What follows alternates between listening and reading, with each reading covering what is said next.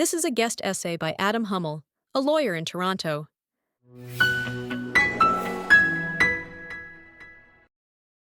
In his first breath, he told us we weren't the audience. The Canadian Prime Minister said, a few sentences into his remarks at Holy Blossom Temple in Toronto, I will speak to this community, but I want to speak to the nation. A room full of Jews, gathered in the heart of their own sanctuary, in the third year of the worst assault on them in living memory, was informed at the outset that it was the venue and not the interlocutor. We were the backdrop against which the country would be addressed. Everything cold and evasive that came after was already folded into that one sentence. He was speaking past us almost immediately. I had expected an empty speech, but what arrived was worse than expected, and the difference is, I think, the whole point. Empty, I could have forgiven. Empty is a Tuesday. He's now a politician, after all.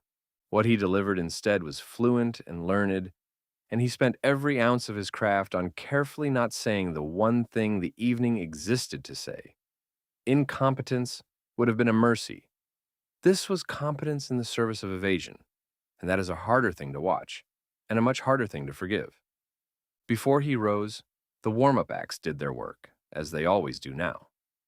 Evan Solomon, the broadcaster turned minister, one of the few Jewish faces this government can field when it needs one, delivered the line of the night, quote, "No one takes this issue of anti-Semitism more seriously than the Prime Minister," he assured us. I wonder if Evan Solomon can say that, with a straight face after the speech, after what he heard the Prime Minister both say and not say. I'll grant that he meant it kindly, as he's sitting in the man's government, after all. But sit with it anyway, because the Prime Minister then stood up and showed us precisely what his seriousness consists of. The demonstration was not at all reassuring. If that is what taking it most seriously looks like, then we have learned where the ceiling is, and it sits far lower than we feared. The truest thing said all evening was said before the Prime Minister rose. Holy Blossom's Rabbi Yael Splansky put it plainly. Anti-Semitism is not the Jewish people's problem, any more than misogyny is a women's problem. The hatred is not a burden. The hated are meant to carry, manage, or solve. It is a failure of the society that tolerates it and of the people who practice it, and the obligation to end it therefore runs the other way, toward everyone who is not its target.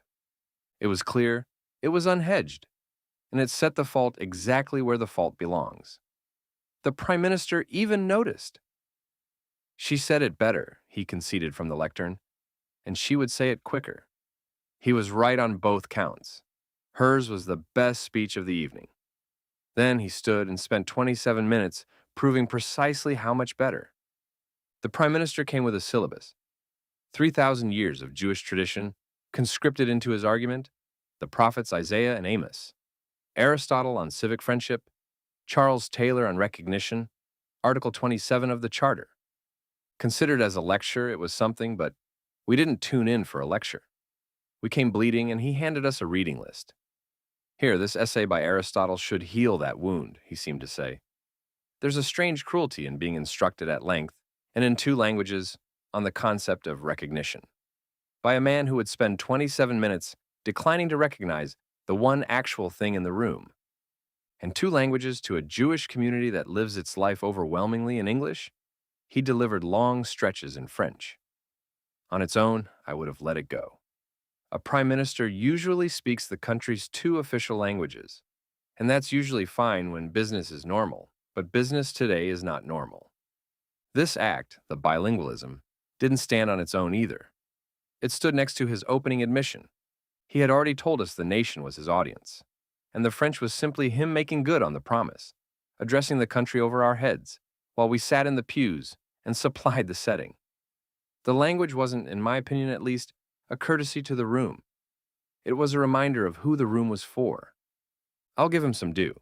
He named the wounds such as bullets fired at Jewish schools, firebombs at synagogues, community centers attacked, businesses targeted, patients harassed in hospitals, students driven out of the common spaces of their own campuses, Holocaust memorials desecrated, parents who must now weigh whether a Jewish school is safe. The man on the subway deciding whether to tuck the key paw away. He put the number on the record. Two-thirds of all religiously motivated hate crime in this country aimed at the 1% of us who are Jewish. For a few minutes, he described our actual lives, accurately, and in a room that has grown used to being abstracted into a talking point, accuracy almost passed for care. But he didn't mention when this started.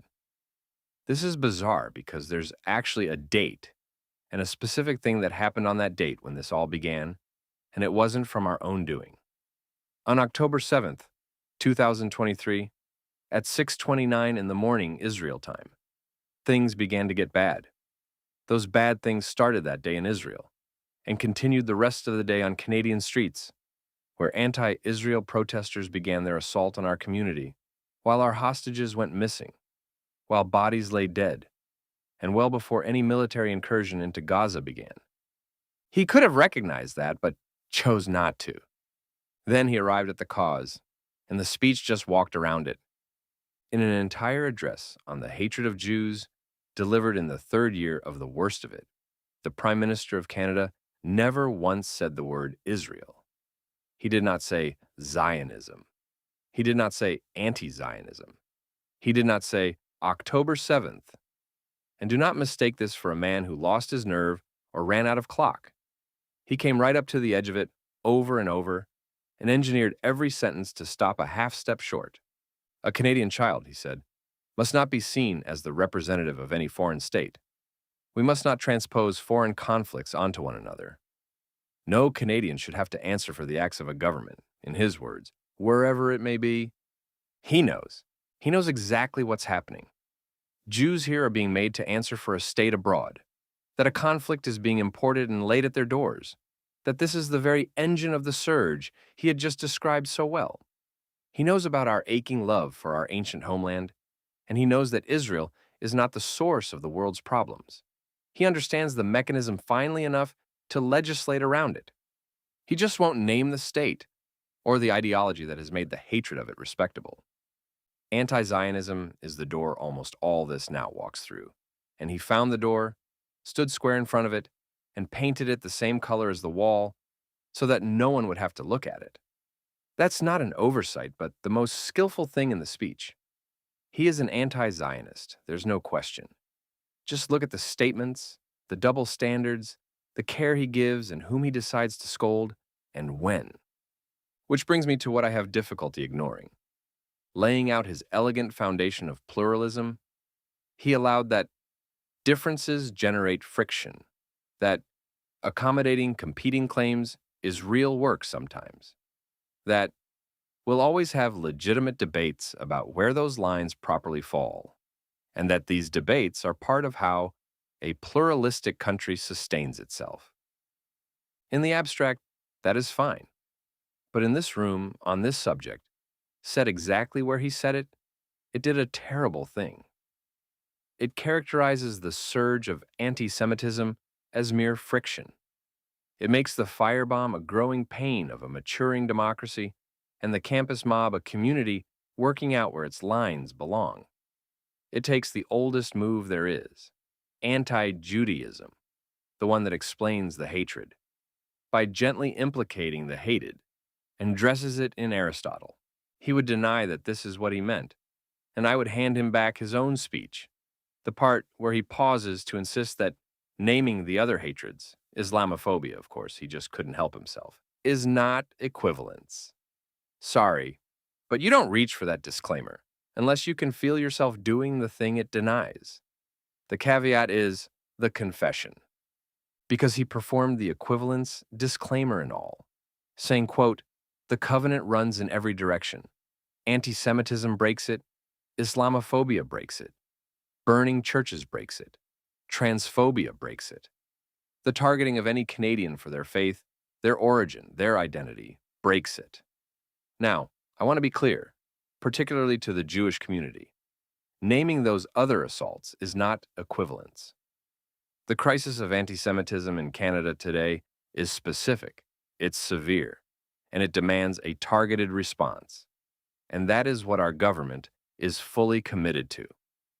The covenant, he tells us, is broken by anti-Semitism, and by Islamophobia, and by burning churches, and by transphobia, the specific crisis dissolving in real time into a general homily about everyone at once. The institutional home he then announced for it seals the dilution. The new body is not a body to fight anti-Semitism, but a ministerial advisory council on rights, equality, and inclusion, chaired by the Minister of Canadian Identity and Culture, into which anti-Semitism has been tucked as the first item of business. Then read the title of his own address again: Rights, Equality, and Inclusion. The hatred that supposedly summoned the evening, anti-Semitism, could not even win the marquee of its own speech. On Canada's cable public affairs channel right now, the title of the speech isn't even about anti-Semitism. It is titled, Prime Minister Carney Launches Advisory Council on Rights, Equality, and Inclusion. He brought a ledger to read out as expected. 6 bills.